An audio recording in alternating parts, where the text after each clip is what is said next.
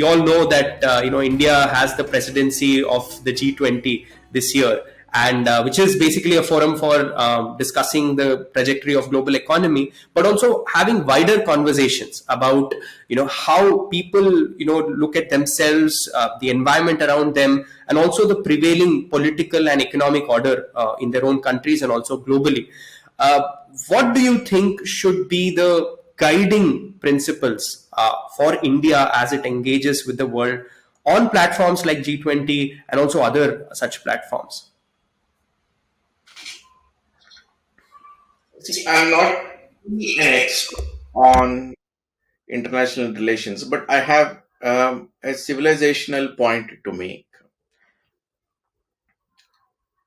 See, I think we will have to slowly develop that confidence that and assert that we have a philosophy of life that is significantly different, and that philosophy has translated itself into traditions and social frameworks and daily life, very significantly different. And it's not that we are seeking a fortress where these things can live comfortably. We have to emphasize this, and experiences around this need to be accessible to everybody, not just Indians. That is how I would say we must leverage an international forum, like G20. Let's say this happiness index that is coming.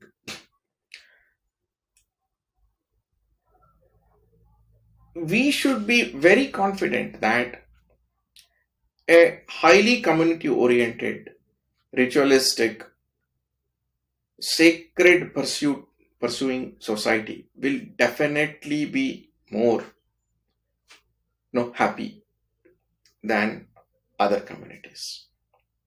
We can't be responding to these things in a fora like G20. We should be able to confidently talk about these things as though it is natural. We have to use this in every step of our engagement with the rest of the world. We've done that already to some extent. So, we have confidently projected yoga as universally relevant for everybody. I think the first step has been taken. In the past, although very famous personalities have been practicing as individuals, and with some individuals also took it out, but the state never participated in that. But now, with yoga as a civilizational strength, I think the state has participated. Now that is how it has to be. Now every single international forum, we have to put forward something from our civilizational thought, transform that is as a Vajravidha, and use that. So for instance, Purushartha. I think it's a fantastic thing to it's about the individual, it's about the community, it's about nation. It has multiple dimensions. Similarly, are the achievements of women in India.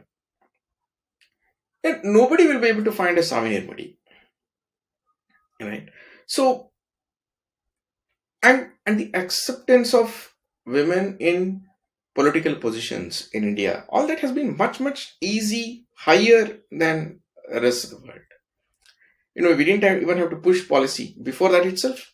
Whatever criticism we may have, we have a long way to go. That's fine, but we still, even during the freedom movement, we've had a significant number of women contributing. So these are narratives that we must keep on pushing into these forums in a natural way. But for that, we need to figure out what it has to be structured against the agenda of that particular conference. So I do not know exactly what is the agenda for this particular G20 summit, but we'll have to fit it into that. There has to be travels associated with that, and so on.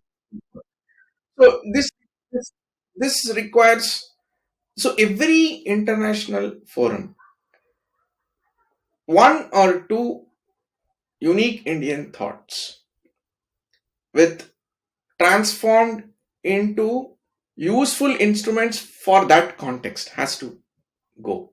Now that requires a think tank to work and say that okay, these are 350 summits that we participate in a year. For each, these are the 10 concepts that are extremely useful, and in this we pick these two, we transform that into a specific engagement tool, and then we use it, and then in that use, rest of the world must experience Indian civilization. So I would say creating experiences of Indian civilization that helps everybody in their current context. It's not that the purpose should not be to appreciate Indian civilization. The purpose should be to create some value where it is a value for both parties who are together applying that and creating. Today, if you today everybody loves Ramanujan because the mathematics that he established is there for the whole world to access. I am sure Ashtanga Yoga concepts, etc. I mean, their Yama Niyama, the whole rituals standing on significant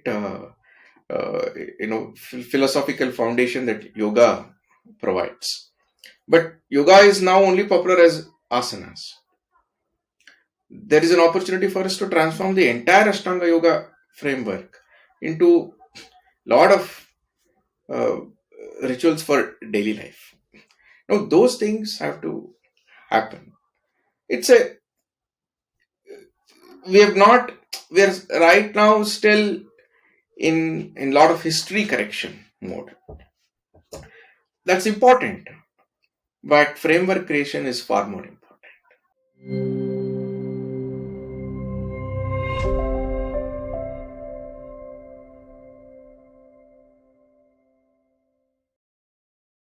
Please remember to subscribe to us and switch on the notifications for this channel. For our other social media links, more content, and to support our work, please visit citti.net. Dhanyavad. Namaskar.